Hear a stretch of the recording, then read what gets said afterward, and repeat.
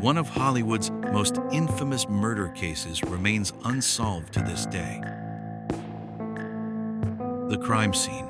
A beautiful young woman, severed in half, her mouth slit from ear to ear in a grotesque, Joker-like smile. And to this day, it continues to haunt criminal profilers and forensic experts. The Black Dahlia. The 15th of January, 1947. Los Angeles still lay under the mist of winter's chill. A young mother was walking her child down Norton Avenue in South Central when the little girl suddenly froze. "Mommy, there's a broken doll on the grass." But it wasn't a doll. It was the severed body of a woman, lying motionless in the weeds, her skin pale as wax, her eyes wide open, her mouth sliced from the corners toward the ears, forming a twisted, sewn-shut grin like some silent, invisible message. Her name was Elizabeth Short, but America would forever remember her by the haunting nickname the press gave her, the Black Dahlia. Elizabeth Short, just 22, had come to California from Massachusetts with dreams of becoming a movie star. With raven black hair, porcelain skin, and blood-red lips, she had that classic Hollywood beauty, but she was poor, alone, and vulnerable. She worked as a waitress, lived off friends' couches, dated soldiers. Like thousands of young women at the time, she came to Los Angeles looking for a role, a chance, or just a miracle in the land of fame. What she never imagined was that this city would become her grave. Her body was discovered cut clean in two at the waist, completely drained of blood, meaning she had been killed and mutilated elsewhere, then staged at the scene as a grotesque declaration. Her body was slashed, her abdomen showed signs of torture, her breasts mutilated. But most hauntingly, her Glasgow smile, the sliced mouth pulled toward the ears, became a symbol of madness. There was no blood at the scene, no footprints, no witnesses. The killer was clearly methodical, perhaps with knowledge of anatomy, and likely trying to send a message. Police launched one of the largest investigations in LA history. The Black Dahlia case flooded national headlines. The media crafted an image of Elizabeth as seductive, mysterious, even promiscuous, though the truth may have been far more tragic. Her death wasn't just a murder. It became a symbol of Hollywood's dark underbelly, where dreams and nightmares exist side by side under the same spotlight. This was just the beginning of a maze of suspects, theories, and those who would do anything to hide the truth behind the glamour. As news of the young woman's mutilated body spread across America, the question echoed nationwide. Who was she? Her real name was Elizabeth Short, born in 1924 in Hyde Park, Massachusetts. Even as a child, Elizabeth carried unusual dreams. Her father abandoned the family when she was just 5. The household collapsed. She grew up with her mother and 4 sisters, in poverty but full of hope. At one point, she wrote to her estranged father, asking to see him again. When he agreed, she moved to California, searching for a fresh start. But this new life was nothing like the movies she once adored. She worked as a waitress. She survived on help from men, mostly soldiers, officers, old acquaintances. She was once arrested for underage drinking. She got evicted from places she stayed. But Elizabeth was not a prostitute, despite what the tabloids would later print. She dreamed of acting, of modeling, and like so many post-war girls drawn to Hollywood, that dream devoured her whole. When her body was found, the media wasted no time reinventing her image. They painted her as a black widow, a reckless temptress, even a sexual spy. They portrayed her as a flirt who haunted dark bars, surrounded herself with powerful men, and lived on the edge. But her friends told a different story. Elizabeth was sensitive, reserved, dreamy, naive. Yet once her name was tied to The Black Dahlia, a play on the film title The Blue Dahlia. Popular at the time, the public no longer saw a woman. They saw a character, perfectly written into Hollywood's twisted script. From that moment on, Elizabeth's murder was no longer just a case. It became a myth, a legend, a tale retold by many, though no one truly knew what happened.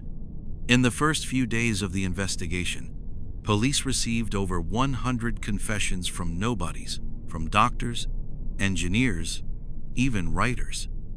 Some wanted attention.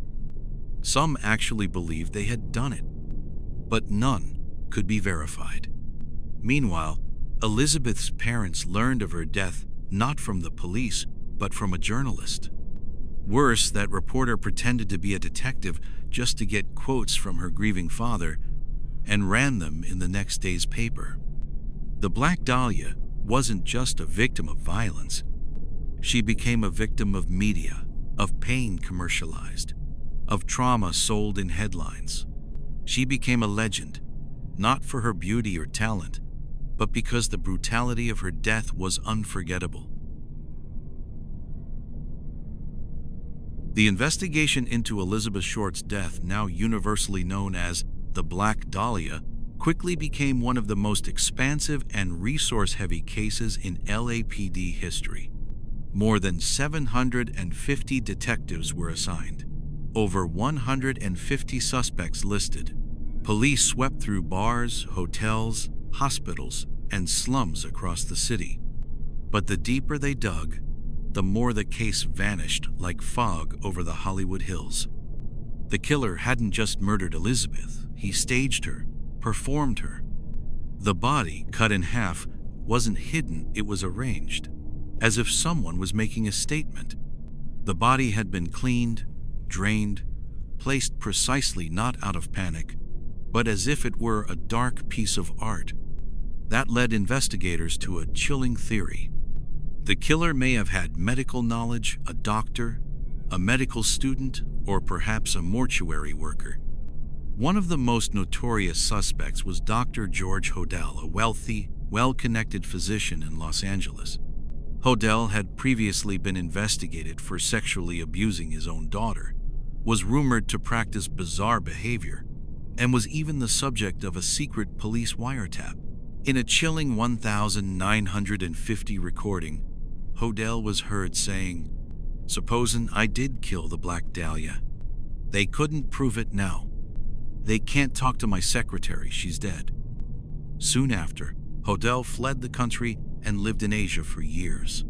Decades later, in the early 2000s, Hodel's own son, Steve Hodel, a former LAPD detective, published a book accusing his father of being the Black Dahlia killer.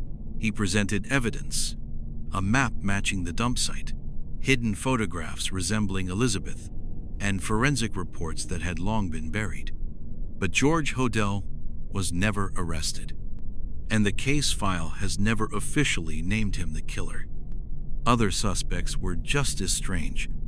A failed actor, a jailed serial killer, a reclusive sculptor, even a crime novelist. One man mailed an anonymous letter to a radio station with Elizabeth's wallet enclosed, signed, "A gift from the one who killed the Black Dahlia." The truth was anyone could have done it, and no one had enough evidence to be charged. While police spiraled through a maze of dead-end leads, the media kept building the myth. Hollywood started writing scripts. Directors drafted storyboards. And each year, someone new stepped forward claiming, "I know what really happened." The Black Dahlia was no longer just a victim. She had become the lead character in a film, with no final scene, endlessly rewritten, endlessly unsolved. In most murders, the question is, who did it? Why? Money, jealousy, revenge. But in the case of the Black Dahlia, the questions became darker. Not just who, but why this way? The killer didn't just murder Elizabeth Short. He displayed her. Her body was laid out neatly on the grass, arms raised above her head, legs spread wide. Her torso had been severed in two, blood completely drained. It wasn't just disturbing, it was deliberate. Like a sculpture, a message. Many believe the killer may have been a failed artist, a mad director, or someone obsessed with the female form in the most twisted, obsessive way. Others speculate he was a follower of surrealism, that disturbing post-war art movement that shattered all logic and glorified shock. To him, Elizabeth, a young, beautiful, fragile woman, was raw material. Her body became his canvas, and her death, his monologue to Hollywood. Some even believe she knew something, that Elizabeth may have seen something she wasn't supposed to, a crime, a secret, a dangerous affair. Perhaps she threatened to speak out, and someone powerful made sure she never would. But they didn't just silence her. They turned her silence into a statement written in flesh and blood. Remember, Los Angeles in the 1940s was a city half real, half stage. People played roles and sometimes forgot who they truly were. Elizabeth Short, with the beauty of a starlet but the poverty of a drifter, was the perfect contradiction.